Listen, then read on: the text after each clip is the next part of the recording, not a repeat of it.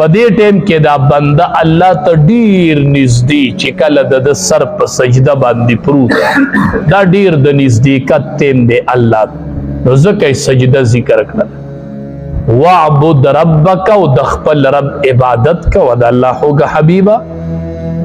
نو دلته د عبادت نه مراد استقامت ته په دې منس قائم پاتې شه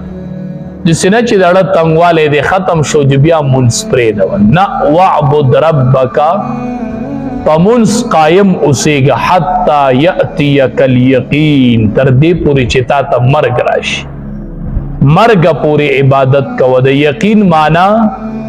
علما وی دا مرګ دی او دې مرګ ته ځکه یقین وی چې چا سارا وړي د نو یقین دی دا چې د تب مرګ راځي نو ځکه مرګ ته یقین وای ټول مفسرین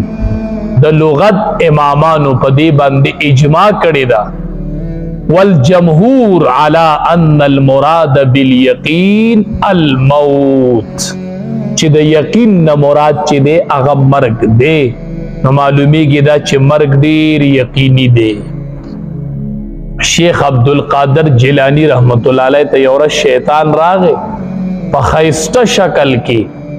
ویزه د الله د طرف نه فرشته یم الله راولې کلم چې د تو وای چې عبادت می ولا قبول کو دې د نور عبادتونه نه کوي بس د عبادت قبول شوه شیخ عبدالقادر جیلانی رحمت الله علیه ورته وی ورکشت شیطان وی څنګه وی الله قرآن کې نبی علیہ السلام ته وی چې واعبد ربک حتا یاتیک الیقین زما خوګه حبیب عبادت کو تر دې پوری چې تا ته مرګ راشي نو نبی علیہ السلام ته د عبادت حکم شوه دی د مرګ پوری نو زسو کې ما چې ما تعالی اطلاع راو لېګل چې ته نور عبادت مکه شیطان ورته وی د علم په وجرانه دي ځان بچ عبدالقادر جیلانی رحمت الله علیه ورته وی نه د علم په وجه درنه نه بچ شوی د الله په فضل درنه بچ دا د الله فضل دا زما علم نو بیام دی شیطان خطا کو دویم عملی په وکړه چې زب د علم دته د علم یاد کم نو د کې به تکبر راشي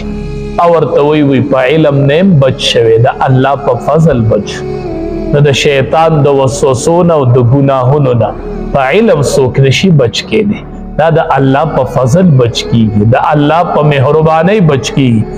الله دې زموږ د ټولو حفاظت فرمای الذين دا هغه کسان یجعلون مع الله